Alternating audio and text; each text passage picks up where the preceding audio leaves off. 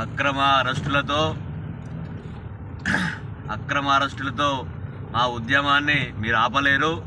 రేవంత్ రెడ్డి మీరు ఇచ్చినటువంటి 420 హామీలు ఏవైతే ఉన్నాయో అవి తీర్చేంత వరకు కూడా ప్రజాక్షేత్రంలో ప్రజల కోసం నిరంతరం పోరాటం చేస్తూనే ఉంటామని చెప్పేసి చెప్తా ఉన్నాం.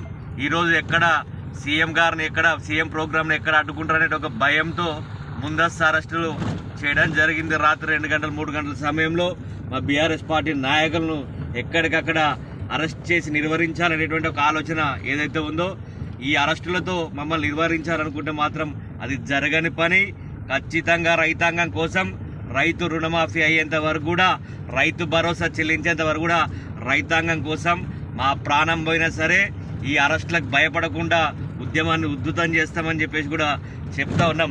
ఈరోజు బీఆర్ఎస్ నాయకులు అంటేనే, బీఆర్ఎస్ కార్యకర్తలంటేనే సీఎంకు వెన్నులో వణుకు పుడుతుంది.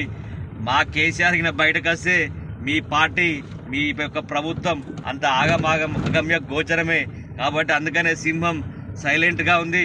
సింహం బయటకు వచ్చిందనుకో మీ బద్దలు బాసింగాలి అని చెప్పేసి కూడా హెచ్చరిస్తా ఉన్నాను. ఈరోజు మమ్మల్ని అక్రమంగా అరెస్ట్ చేయడం కాదు, మీరు ఇచ్చినటువంటి హామీల మీద, మీరు చిత్తశుద్ధితో ఇచ్చినటువంటి హామీలను నెరవేర్చాలి. ఈరోజు కోడళ్ళకి ఇస్తా అన్నటువంటి 2500 పెన్షన్లు ఇవ్వాలి. ఈరోజు గురుకుల పాఠశాలను పిల్లలకు మంచి సకల సౌకర్యాలతో ఉన్నత శిఖరాలు తీర్చే విధంగా మీరు ముందుకు పోవాలి.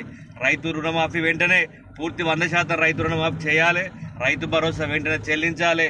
ఇవన్నీ ఇచ్చినటువంటి మీరు అధికారం రావడానికి ఏవైతే ఇచ్చిరో వాటన్నిటి నెరవేర్చేదాకా ప్రజాక్షేత్రంలో యుద్ధం చేస్తాం. ఈరోజు కళ్యాణ లక్ష్మికి ఇస్తానటువంటి తులం బంగారం ఎక్కడ పోయింది, వాటిని కూడా కంపల్సరీ ఇవ్వాలి. ఏది ఏమైనా మీరు ఇచ్చేటువంటి హామీలు నెరవేర్చేదాకా ఊరుకునే లేదు, ఉద్యమిస్తూనే ఉంటామని చెప్పేసి కూడా కాంగ్రెస్ ప్రభుత్వాన్ని కోరుతా ఉన్నాం.